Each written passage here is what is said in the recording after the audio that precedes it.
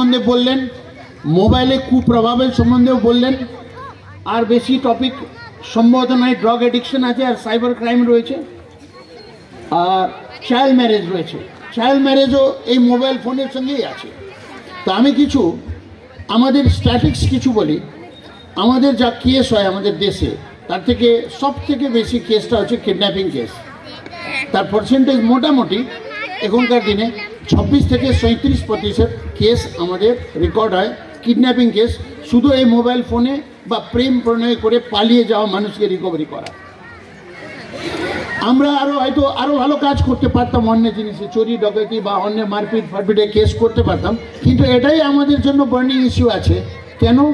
Misuse of mobile phone. কিন্তু আমাদের 26 থেকে 37% কেস মেয়ে পালানো বা ছেলে পালানো, তাকে উদ্ধার করে নিয়ে আসা আর কোর্টে যাওয়া, কোর্টে নিয়ে আসা, এই কেসটাই আছে। কিন্তু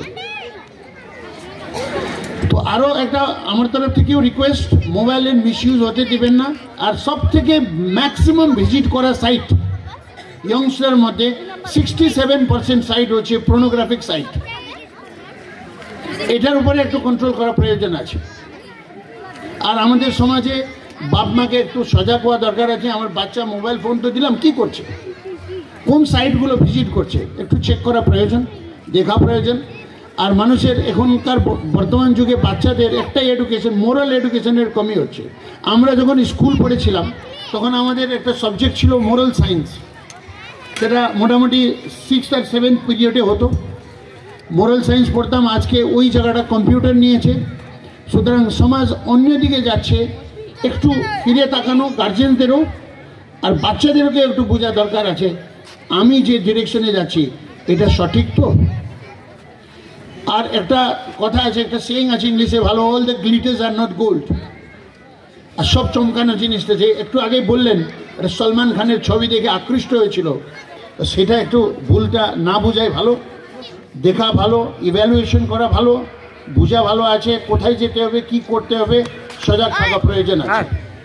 আর ওয়েস্ট বেঙ্গলে আমাদের স্ট্যাটিস্টিক্সের মধ্যে বেশিরভাগ মেয়ে ছেলের রিলেটেড কেসেস খুব বেশি পাচ্ছি আমরা, এই কিডন্যাপিংয়ের জন্যই আমাদের রেটটা বাড়ছে।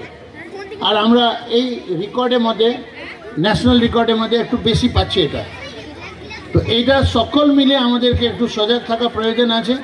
একজন থেকে দুজন থেকে 4 জন যদি আমরা ইউনাইটেড হই, তাহলে আমরা সমাজটাকে একটু সিকিউর করতে পারবো। তো এই আশা রাখি। এই আপনাদের এনজিও, তারাই আশ্রয় সোশ্যাল ওয়েলফেয়ার অর্গানাইজেশনকে আমি সাধুবাদ জানাই। আমাদের এডিজে স্যার রয়েছেন এখানে, এত ভালো প্রোগ্রাম অর্গানাইজ করেছেন, স্যারকে বিশেষ ধন্যবাদ। আর সদস্যদের বিশেষ ধন্যবাদ, ক্লাবের সদস্যদের, এনজিওর সদস্যদের। তা আমরা ভবিষ্যতে আপনাদের সঙ্গে আছি, কাঁধে কাঁধ মিলিয়ে কাজ করব। সমাজের উন্নয়ন করা প্রয়োজন রয়েছে, সমাজটাকে একটা মার্গদর্শন আর ভালো স্বপ্ন দেখানো প্রয়োজন রয়েছে। এই বলে আমার বক্তব্য শেষ করছি। ধন্যবাদ।